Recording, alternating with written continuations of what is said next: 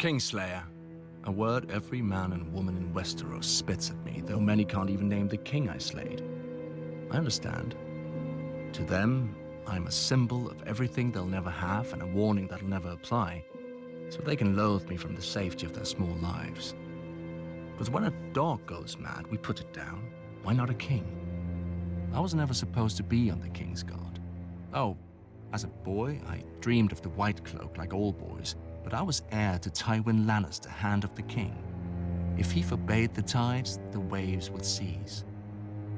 Then I was 15, and my father was congratulating me on my new knighthood in the Red Keep. I wonder if that was the last time he was proud of me. That night, there was a knock on my door, and I opened it to find my sister Cersei disguised as a simple serving girl. I hadn't seen her since my father had taken her to court when she was 12. She had grown up, as had I.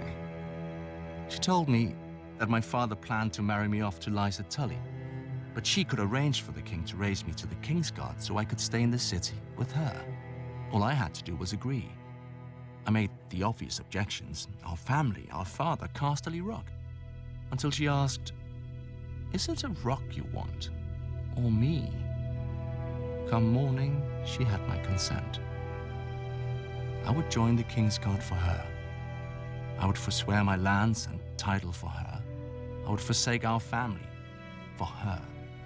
Soon, a royal raven commanded my father to present me to the king during the great tourney at Harrenhal to say my vows. My father erupted in fury. He could not object openly, but he resigned the handship and returned to Casterly Rock, taking Cersei with him. Instead of being together, Cersei and I exchanged places. Then, everything started to fall apart. At Harrenhal, King Aerys made a great show of my investiture. I knelt before him in gleaming armor and swore the oath of the King's Guard. When Sir Gerald Hightower raised me up and put the white cloak on my shoulders, a roar went up from the crowd. I admit, despite my father's anger, I was happy and foolish. That very night, Aerys soured, commanding me to return to the Red Keep to guard the Queen and little Prince Viserys. Sir Gerald offered to take that duty himself so I might compete in the tourney, but Aerys refused. "He'll win no glory here," the king said. "He's mine now, not Tywin's. He'll serve as I see fit." That was when I understood. It was not my skill or valor that had won me this honor. The Mad King had chosen me to spite my father and steal his heir.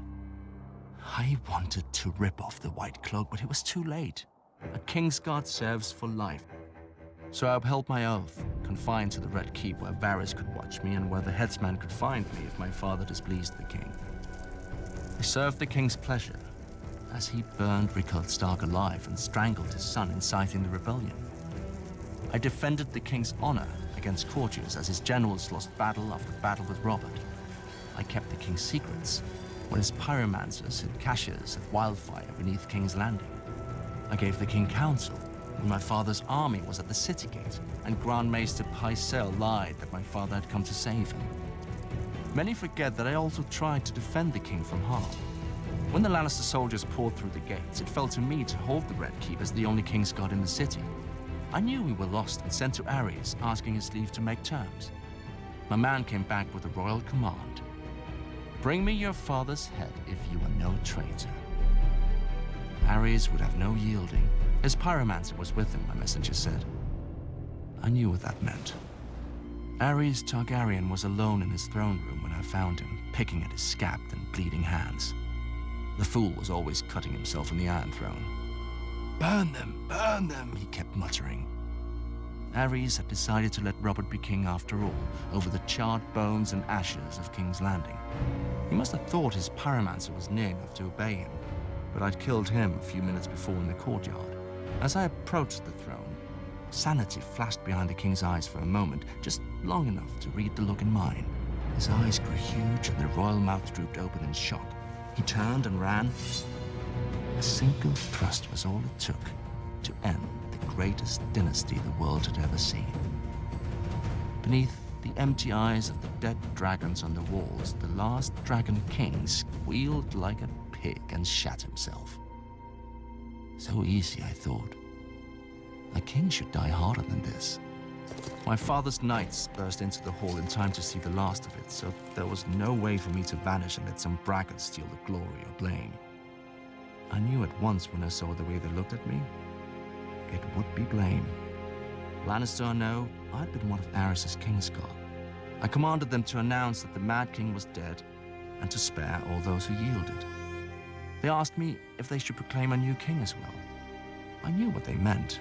Would it be my father, or Robert Baratheon, or maybe the child Viserys who'd fled to Dragonstone?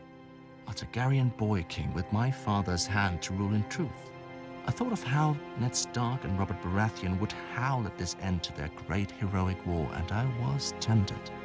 Then I glanced down again at Aerys, his life's blood oozing from the wound and pooling on the floor around him. Proclaim who you bloody well like, I said. I climbed the steps to the Iron Throne and sat on it with my sword across my knees, waiting to see who would come to claim the king.